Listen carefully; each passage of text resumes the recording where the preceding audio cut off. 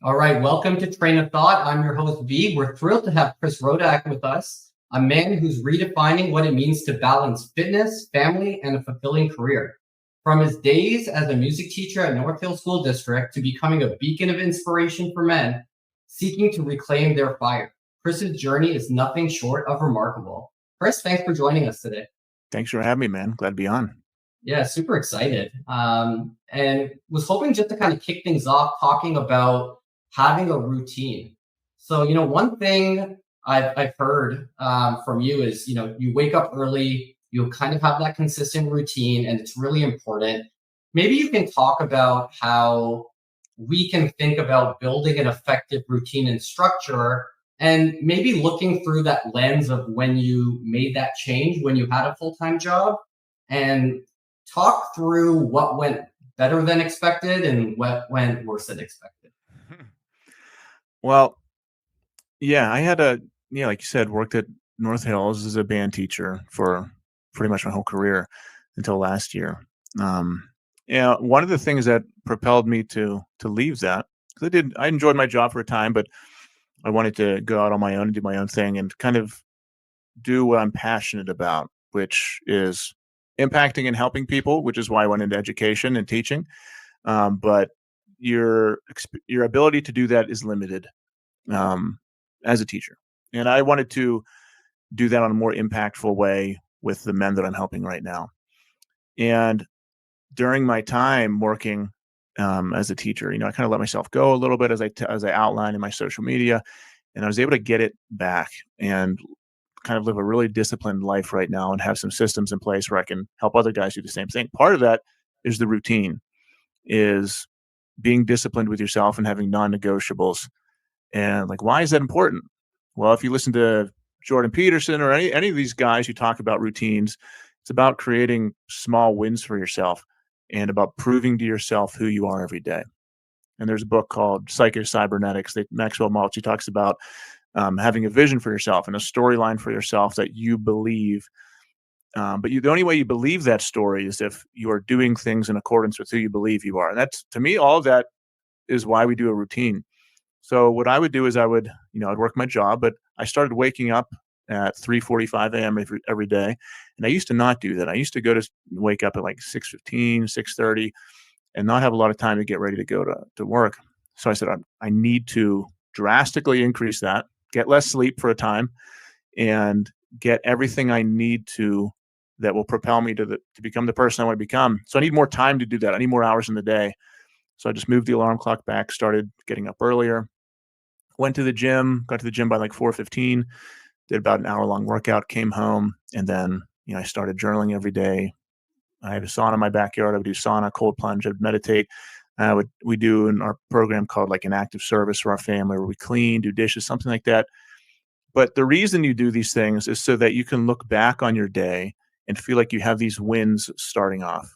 Now, you can be extremely successful in many areas of your life. And I've got guys in my group, my program, who are wealthy and successful business-wise, but you can still look in the mirror and not like the person you're seeing. You can still not have respect for yourself, and you could still not be happy with the guy that you see. And part of that is because you are not building yourself. You're not building yourself into the person you want to become. So when I think about a routine, it's what do I want to do 365 days in a row that will build me into the man that I want to become. So that's working out. I want to be healthy and strong. I want to be wise and thoughtful. So I want to journal. I want to meditate. I want to read. I want to be a good husband and father. So I want to do that active service every single day. It's whatever. And if you come into my program, I help the guys create these. And I say, well, who do you want to become? You don't have to do what I do. You don't have to wake up when I wake up. It doesn't matter to me. It's who do you want to become? So let's start implementing these small actions that compound over time that can help you build that person. So if you don't have a routine, you start one today because you hear this, or you start one tomorrow, and then 7 days go by, and for 7 straight days, you woke up an hour earlier, you read books, you journaled. By the end of that week, you're going to feel amazing. Like you're going to feel really strong and look back and make, man, I have 7 straight days of wins. And you're going to develop confidence in yourself. And then once your new morning routine becomes routine and becomes normal to you, then you can start adding things on and challenging yourself and continually raising that vision you have for yourself. And that all comes back to just simple morning routines. So that's why it's important. And what were the challenges early on? You mentioned that each win helps you develop a little bit more self-confidence. But, the people listening, that idea of starting that routine and being that person, it's a little bit scary. So I'm just curious, what were the challenges early on, and what was some of the self-talk that you had to get through? It's hard. It's painful to wake up early. That for me, it was waking up early was hard. I wasn't good at it. Like just I remember like breaking down emotionally because I started waking up like 2.5, 3 hours earlier. And the one day I was still out of shape. I was like, man, I need more sleep. And I could not handle it, man. Just physically tough at the beginning. But then it gets easier and it gets easier and it gets easier. And the self-talk you give yourself is like, this is stupid. It's healthier to sleep longer.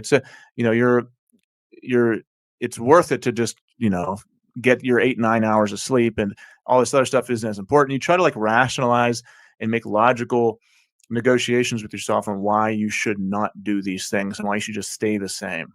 So it's a constant inner battle with yourself as to, okay, I see this vision of myself. I want to become this new person, but like 99% of me wants to stay the same. Like our body does not want me to push myself and be in pain and go to the gym and resist eating. So like all of these inner thoughts and these patterns that you've lived through your entire life are trying to battle you and keep you in place. So that's the hardest part. It's battling back those things every single day. There's thoughts like the alarm clock goes off at 4 a.m. You're like, I could just shut my eyes and be surrounded in immediate pleasure. Or I can get out of my bed, walk into the snow in the dark, and go to the gym when I just want to sleep. It's like I can have immediate pleasure just by shutting my eyes and turning this alarm clock off, or I can choose to face reality, start my day, step into the pain, and push myself. It's a hard negotiation to do mentally. So, I mean, honestly, that's probably the hardest part, just that mental And battle. you went straight to waking up at 4 in the morning. I know some of your advice is, if you want to take one step, kind of, maybe wake up an hour earlier. I guess what's your thinking of when someone should take that first step to just wake up an hour earlier, or, is it more of a inspiration and motivation thing? If it's there to wake up at 3 and really go for it, do it. Otherwise, at Yeah, least some steps. I think it's just you don't get bonus points the earlier what you wake up, and it gets impressive. But I would say like, what do you need to accomplish in your life? Like, what do you need a lot of extra time? Then maybe you have to for a time wake up a couple hours. Like I needed to do a lot of things. Like I had to get in shape. I had to build a business. I wanted to transform myself, so I was willing to do that. But I would say starting off, if like just waking up an hour earlier in itself is a test that you can push yourself, just because it's so hard to do. It could be harder than resisting alcohol and food and going to the gym. Just purely waking up when you're tired is really tough. It doesn't have to be 3 hours earlier. It could just be 1 hour earlier, and that's fine. And then if that becomes routine to you and you need more time and you feel fine, then bump it up even more. Great. Yeah, I think that's great feedback. So, kind of moving on, what I'm going to do is I'm going to throw some pictures on the screen, and I want you to talk through these environments and if you have any nutritional strategies when you find yourself in these situations. So, I'm going to put this on the screen, and maybe you can just identify what you think it is and how you think through when you're here. So, is this like if you were going to Kennywood, what would you tell someone? If you were going to Kennywood or a theme park, how would you think about, making some wise decisions through the day? What would you eat, etc.? So I was in a situation at the end of last year because I was still teaching and I had to go to Hershey Park, which is another amusement park in Pennsylvania. And I was like kind of like a chaperone. And you go there, there's like cheese fries, and Kennywood has the best French fries in the world. So all this food. So if your amusement park lets you bring in a backpack, which most of them do, and what I did, I had brought a backpack and I put a bag of jerky in there. I put protein bars in there, some oranges and bananas. And I even documented it on Instagram. I said, I'm at this thing. I'm trying to eat healthy. Here's my backpack full of food. So don't even try. Or you like if your amusement park has healthy options, like I think at Kennywood there's a cafeteria you can go in and get like chicken salads, then do that. If not, you just got to pack your own food. because it's not worth it. Like a lot of times it's the mentality thing. Like you go to a place like this and you just think, well, I deserve it. I'm at an amusement park. I have to eat like crap. Like I have to eat the cheese fries. I got to have the corn dogs and cotton candy. So I deserve it right now. Really, it's just like, no, do you want to feel good at the end of the day or do you want to be full of shame? No, you want to feel good. You want to be proud of yourself. You were disciplined. Then just pack your food or just tell the people you're with, yeah, I'm not eating like that today. But Yeah, I think that's totally reasonable, right? Like having that preparation. I think it's one thing if you know you're going here 2 weeks in advance and you've already decided that I'm going to get the ice cream sandwich and I'm going to be really disciplined till then, as opposed to going in unprepared, thinking you're going to get healthy, and then making those poor mental decisions in real time. yeah, I mean, you can, yeah, like I'll still occasionally have, a piece of cake and stuff like that, but it's just like being intentional about it or letting the world happen to you. Like you go in, like you said, with no preparation. You're like, well, I'm near the cheese fries, so I'm gonna get that. Then for lunch, I'm near the fried chicken stand. Then for dinner, I'm near the cheeseburger. And then 5,000 calories later, you're not happy with yourself. But you can have a little bit more preparation for sure. Thanksgiving Yeah. just happened. Well, I mean, same thing. If you know what's going to be there the night before, you can prepare and plan. I mean, we just had Thanksgiving. I still had a piece of pie. But in the past, like I remember I would have had, man, 4 or 5 pieces of pie and just multiple plates of stuffing and mashed potatoes and all that kind of stuff. You can easily go in and have turkey, some good carbs, you can have some salad, even have some dessert, and still be aligned with who you want to be and hit your macros and do all of that. But this is one of those tough situations. Like it's holiday season, man. We got Thanksgiving, Halloween just happened, Christmas, like all these holidays that happen around now. And it's for most people, it's your excuse to eat, drink, and sleep. So it's hard. It's really hard to resist doing that. The But Halloween candy is hard for sure. yeah, it's got bags and bags in our basement. Yeah, for sure. But you just don't make eye contact with it, and it's not so bad. Yeah, exactly. That's I love all these Pittsburgh references here. Yeah, the Penguins game. Actually, at our place, you can get some decent food that isn't horrible. Like we've got some healthy, like gyros aren't the most healthy thing, but they're more healthy than like the giant fried chicken and fried baskets you can get. So once again, do your research ahead of time. Like for the guys with me who I'm helping them eat healthy, they say, well, what should I do if I'm going to a restaurant? Well, you look at the restaurant menu before you go, and then you enter in what you're going to eat into your app and you track it before you put it in your mouth. Like, do not let the world happen to you. Like, you need to have a plan before you go into it. It's the same thing if you're going to see a game, before it happens, look to see what little kiosks or restaurants are available around you, make your plan, and if not, pack some food. But don't just go in there and be like, I'm hungry. The cotton candy machine's next to me. I'm going to go grab that. So just a little bit of preparation. Yeah, I think it's good to know if you're going to the same place a few times a year, having the go-tos, right? So the Scotiabank Arena where the Leafs play and the Raptors play, I know there's a Subway there. So I can always go to the Subway, and then there's other options where I know, okay, this is a lot better than having the fried chicken sandwich with the fries and the gravy and the nachos on the side. You can make some smarter decisions there. Yeah, for sure. And this last one here, I thought you might find funny because my understanding is you worked here once upon a time. Yeah, I did. 2 different McDonald's, one where I grew up and one where I went to college. Well, I mean, they do have salads, right? I think you can get salads at McDonald's now. And if you want a salad, I don't know why you'd go to McDonald's, but if you find yourself there, I mean, if you find yourself at McDonald's because you're with your kids, or then you can do that. But man, I used to get a 50% discount at McDonald's, and me and my buddies, we would play basketball for 3-4 hours, and we would just probably like 6,000 to 8,000 calories at McDonald's afterwards. Still to this day, tastes great. I don't really have it anymore, but I know if I did, it would probably taste great. Then I'd feel horrible afterwards. But there's not much. If you're trying to lose weight, build muscle, then that's a definite avoid in my book. Yeah, my go-to, because I end up here sometimes with my kids, Yeah. is I'll get the Egg McMuffin sandwich.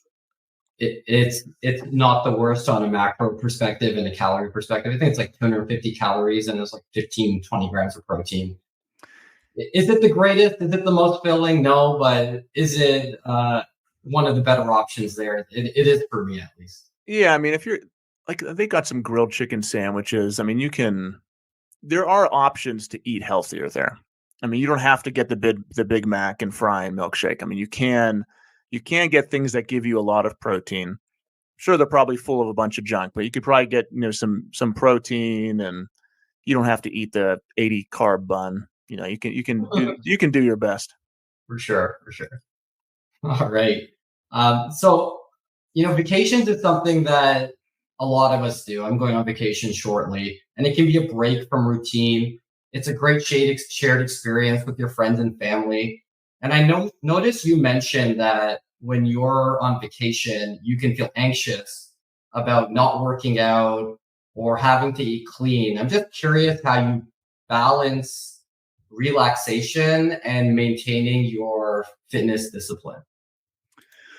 Um, yeah, it's not easy. Vacation's a tough one, and this is something over the last couple of years I've gotten better at because, yeah, it's always that battle of thinking you deserve to relax and deserve to do nothing and eat like crap.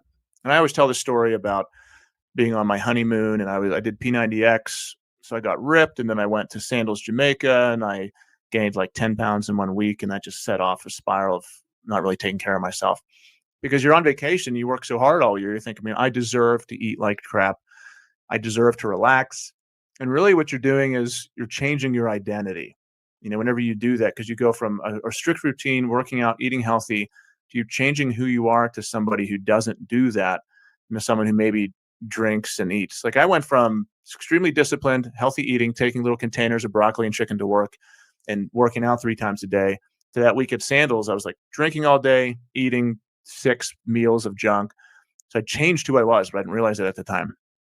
And you do that, and then when you come back, you have this identity crisis. You don't feel good. You're like, why don't I feel good?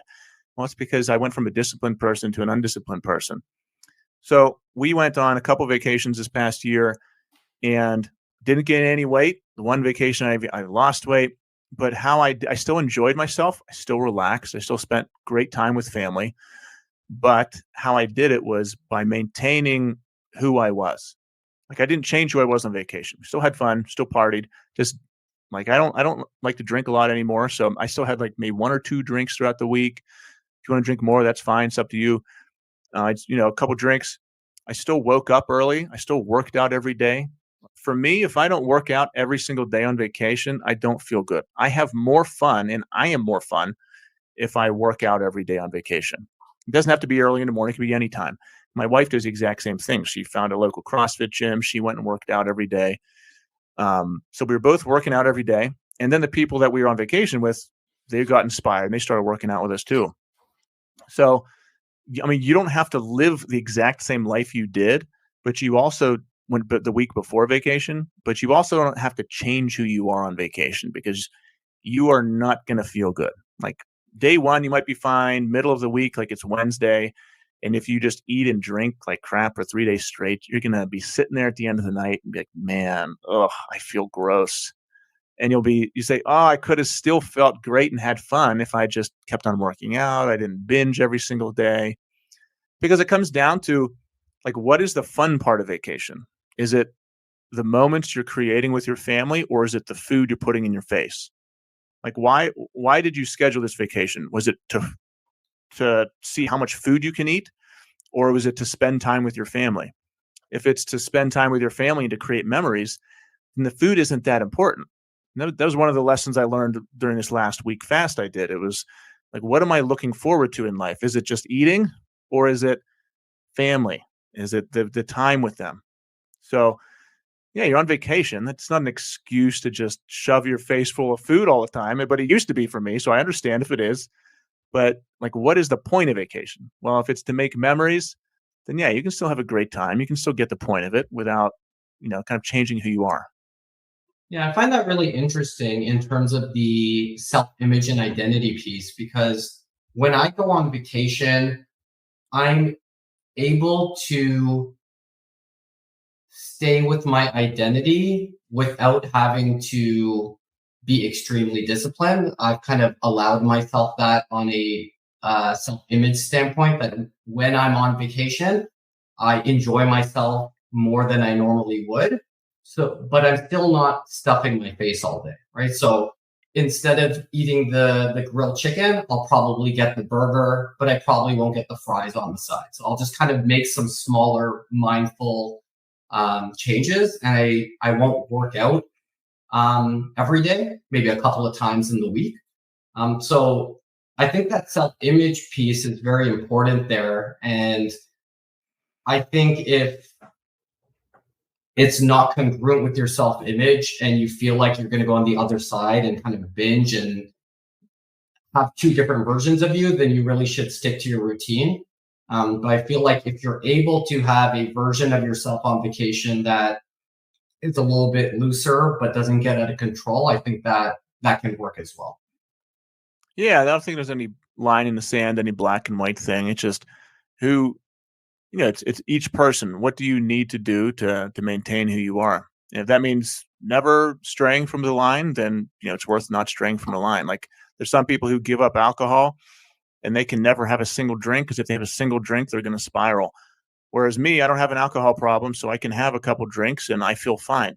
I'm not at risk of developing an alcoholism problem. I think it just depends on where you are in your life.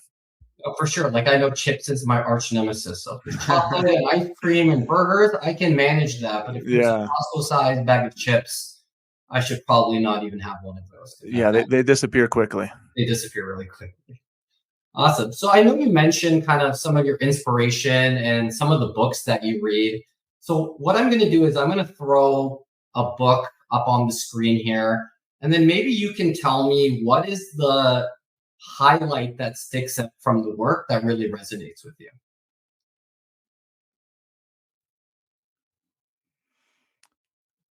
Man, you did your research. Um, And I've read all four of these books as well. So I read this book like 10 years ago. So it's great that you've read it. yeah, great book.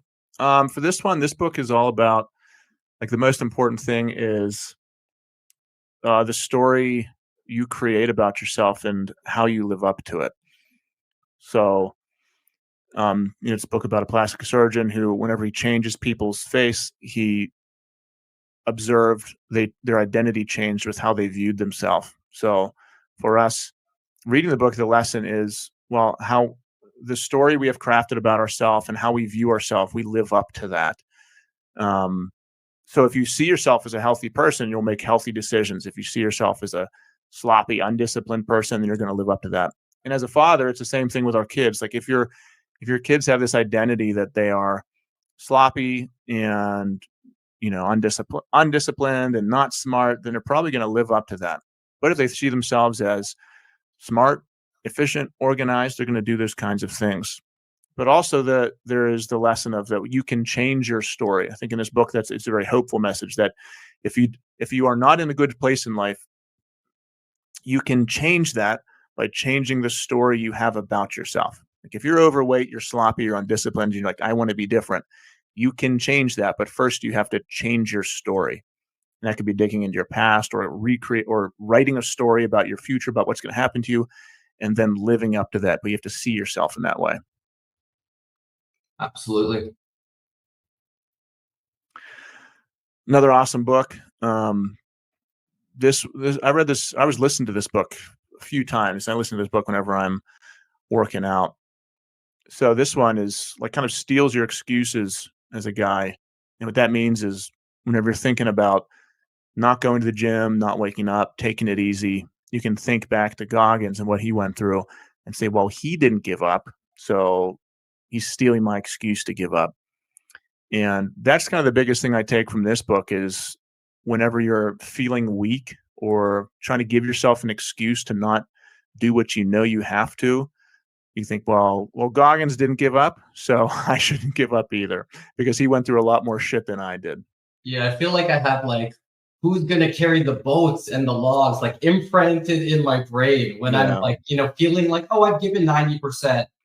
It's like, you know what, I've probably given 30% because Mhm. I'm not even close to 100%. So yeah, I Yeah. feel like his work is just it's exciting and it's inspirational for sure. Absolutely.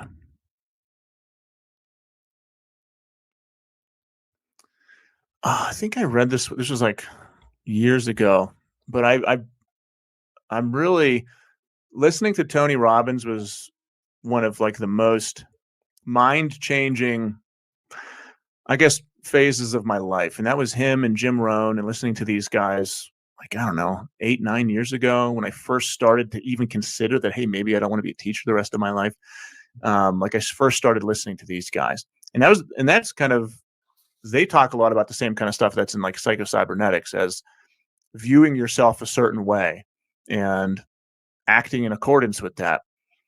And I'm trying to remember I don't remember the specifics because it's been a while since I read this book, Mhm. but Tony has all these exercises that he does, and he's all about changing your physical state to match the person you want to be. Like if you're in a down state right now and you don't feel motivated or your mind isn't where it is, like change your physical state and that will change your perspective and it'll change your aspirations for the future. So he's like, okay, do some push-ups or go do a cold plunge or something like that.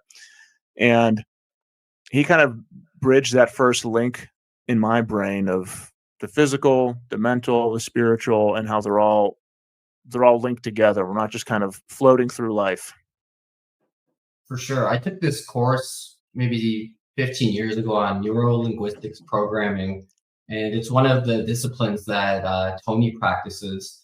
And there's this kind of interesting exercise where they said, think of someone who's empowering, and then they kind of just touched us on the shoulder, and it kind of created an anchor. So when you kind of got touched on the shoulder again, you kind of like it would be easier to get into that person's state. Yeah. It just kind of shows how powerful the mind can be and how you can kind of change that your perception or how you're feeling in an instant. Mm-hmm. And I don't remember. I think he talked about what's the word for it. He gives the example of you've never seen a red car before, and then you buy a red car and you see a red car everywhere. There's a specific.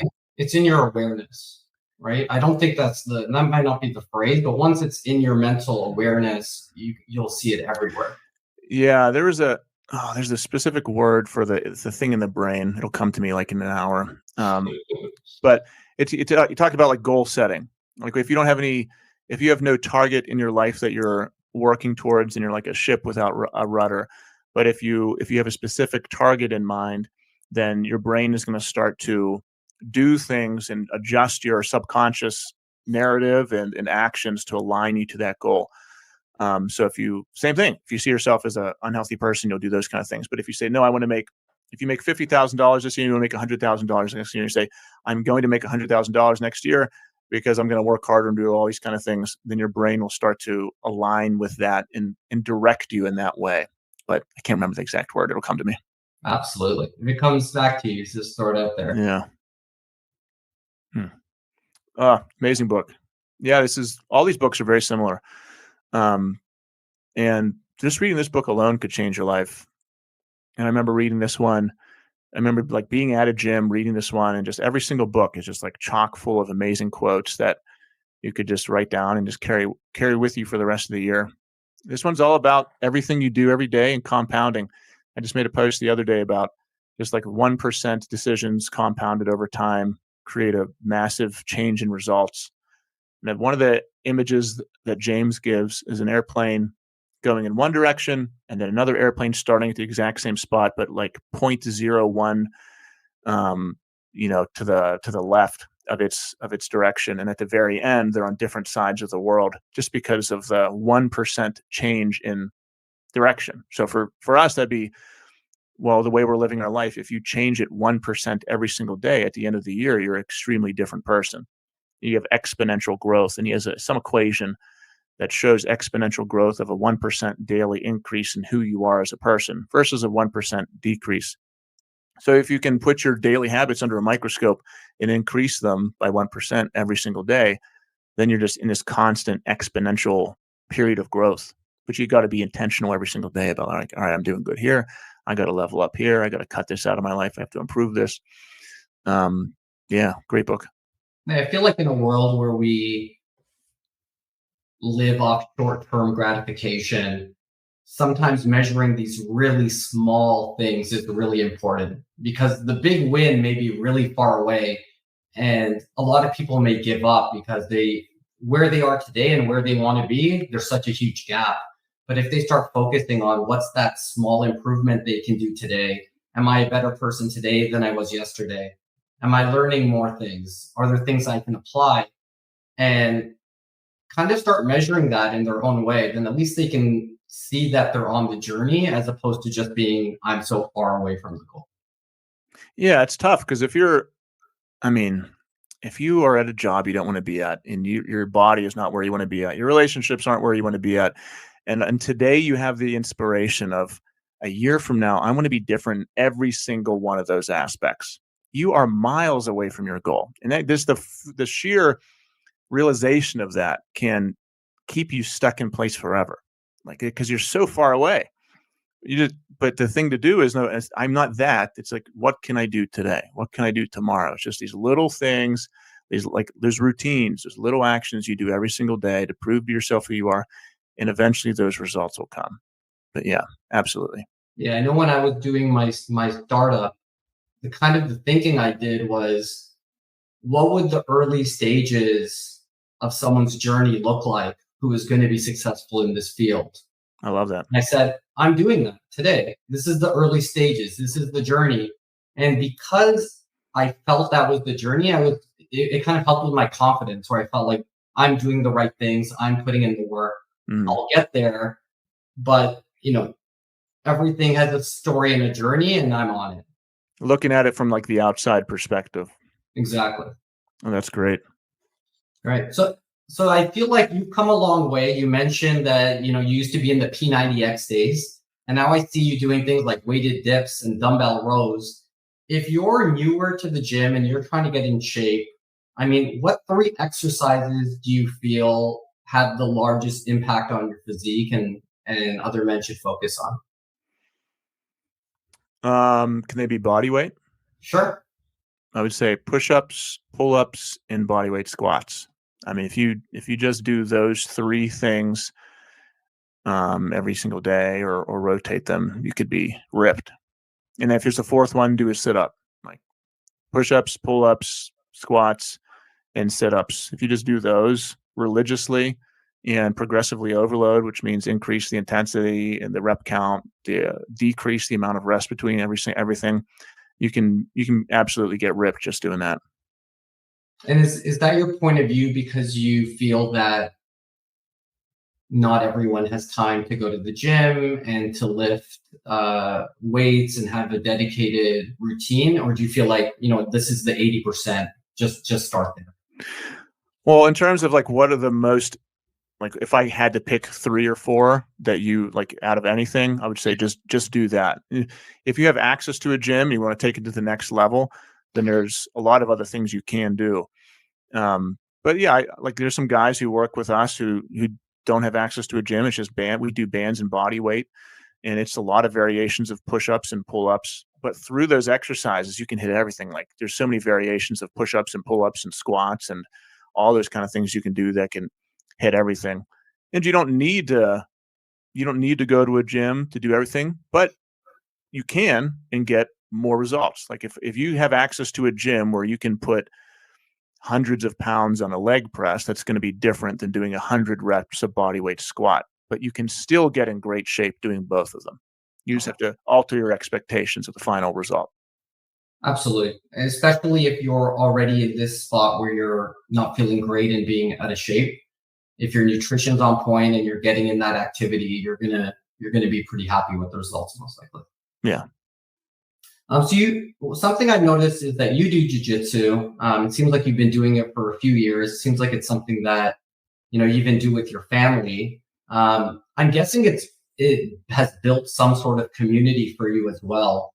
And something that I tell a lot of men is you need to do the cardio and the activities that you're excited about. So maybe talk about what you love about jiu-jitsu and how men can find what their activity or community is that's best for them. I love jiu-jitsu because it's from the stress relief point of view. Like as a as a guy who's, it's stressful growing a business. It's stressful being a father and being a husband. We have all these, maintaining a house and doing all this kind of stuff. It's very stressful, and all that builds up in you. And going to the gym is amazing stress relief, but nothing takes the stress away than fighting for your life. And that's what you do in jiu-jitsu. And it's all controlled and it's all safe for the most part. But whenever you're in these controlled roll situations where you're rolling with a guy and he's trying to break your arm and you're trying to choke him, it's what they call it in the gym. They call it simulated murder. So you're trying to like kill the guy, but obviously you tap first, and you're not actually going to do that to a friend that you're rolling with. But I'll be at the gym with we had this guy. He was 280 pounds. He was a Division I wrestler, 3 inches taller than me. Just a massive, very strong, very heavy man. And he came in and just destroyed everybody. And he was sitting on my chest. I could barely breathe, just sweating on me. I'm covered in sweat. I'm trying to live. I'm trying to do this. I can't move him at all, but I'm using all of my strength, all of my wits, all of my technique, and just trying as hard as I can in every single aspect of my being. And then he tapped me out and I couldn't do anything about it. And after that, you have this, you spend everything that is within you, all the stress and anxiety you have, it was spent trying to survive in this moment. And your brain has nothing else to worry about. Like when this guy was on top of me, I wasn't thinking about emails or business stuff or a fight I had with my wife a week ago. I wasn't thinking about anything. It was just, I need to get this large man off my chest and survive. But after you do that for an hour straight or 90 minutes, it's like chemically, it's all just out of you. It's like when you get a massage and, you're like 5 pounds lighter because all the toxins and stuff come out of your body, or you go in the sauna and you feel great when you're done. It all comes out of you, and you feel, I don't know, you feel at peace. Nothing else really matters. So that is, if I had to pick one, that's my favorite part of jiu-jitsu. But also it has the tribe, the community aspect, where you get to surround yourself with guys who are awesome. We all have the opportunity to surround ourselves with guys, but you can surround yourself with different types of guys. Because if I go to jiu-jitsu, I'm surrounding myself with guys. Like every guy at jiu-jitsu is, they want to push themselves. They want to be in great shape. Everyone's trying to be in better shape. Most of them are business owners. Most of them are very successful entrepreneurs for whatever reason, or they're really great at their career. So they're successful people. They're husbands, they're fathers, they're positive guys who will try to help you. That's if I decide to go to jiu-jitsu. If I went to the bar, I'd be surrounded by a very different group of guys. I would still be surrounded by guys, but they would be concerned about drinking, eating, maybe partying. If I went to a strip club, I could be surrounded by guys. That would be a whole nother type of guys. Like you can choose your tribe, but the quality of the tribe varies greatly. So I would say if you are a guy who doesn't have a tribe, there's online communities you can join. If you just Google your own local area, there's tons of martial arts, boxing gyms, regular gyms. There's lots of leagues. You can join basketball leagues. But just evaluate the quality of person you want to be surrounded by, be willing to invest in yourself, and be okay being, going through that weird, awkward social stage again as a grown man, because it's going to happen. But it's worth it once you make some friends. It's awkward, but it's worth it. Exactly. Yeah. So I know another thing that you talk about is how important it is to be present with your family. And I know this is a challenge a lot of men have. I have it with my phone for sure. Yeah. What are maybe 2 or 3 tips you have that you've implemented that allow you to be more present with your family?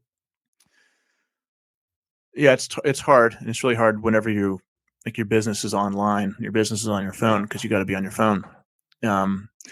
So for me, the number one thing that I try to do is to have perspective over the time I have in my life right now is going to be gone. This moment will pass me by and it will be gone and I'll never get it back. So I'll give a little story. Yesterday, all day, we spent the day chopping wood, me and my son and one of my friends and his son. We had to chop wood. We said, this is going to be a great time just to bond with our kids, teach them some skills and just do some man stuff. So we did that all day. And then at the end of the day, one thing I do before I go to sleep every night is I ask each kid, I say, what did you do today that proves you're strong, friendly, and smart? And then kind of going back to that psycho-cybernetics book, They have to tell me what they did today that shows that they are those things. And my son was so proud of himself.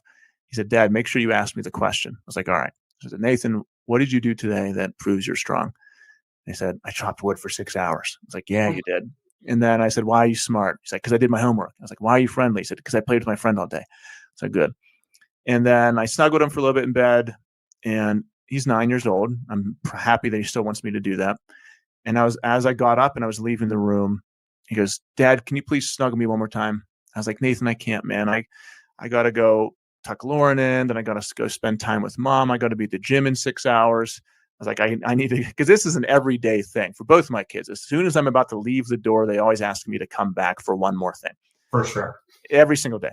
So I was like, Nathan, I can't tonight. Some days I do. I was like, I can't tonight. And he asked me again. I was like, man, I really can't. And finally, third time, he goes, Dad, can you please snuggle me one more time? And for whatever reason, last night, it really got to me. And I just imagined myself as an 80-year-old man, remembering this moment, and his words were like echoing in my head. I was like, Dad, can you please snuggle me? And I thought, man, if I said no and just like walked out of the room, and my son like wishing that his dad snuggled him one more time, and that just turned me around. I went right back into his bed, and I like held him, I like stroked his hair, and just remembered him as like a 1-year-old or a newborn baby. And I was like, man, he's 9 years old. I have maybe 1, 2 at the max years where he's going to want his dad to come into bed with him to do that. And then after that, it's like 40 or 50 years where this part of my life is never going to happen again, like ever. I will never have a son that will ask me to do that again for the remainder of my life, which will be the most of my life. Like the biggest proportion of my life is still yet to happen. And this moment won't be happening during that time. So that perspective realization helps me be present right now. It's okay. This time will be gone and will never happen again. So all these other things aren't as important. I love that. I think Jeff Bezos has this rocking chair test where he imagines himself in his 80s in his rocking chair, looking back on his life, and it gives him clarity on how to make big decisions. Yep. But I love you thinking through that lens, even on, what seems like the small trivial stuff, but in the future, those moments are limited. So, Chris, I want to thank you for being here today. I'm absolutely grateful for that. Maybe you can tell the viewers where they can find you. Absolutely. This is great. Reach out if you want to reach out to me on Instagram. That's where I check the most. So just send me a DM over Instagram. I'm on all the social medias, but I'm the most active on Instagram. It's just @risingfather. And we can chat, follow along, be part of the community. It's a great thing. Awesome, Chris. Thanks for being here. Take care. Thanks for having me.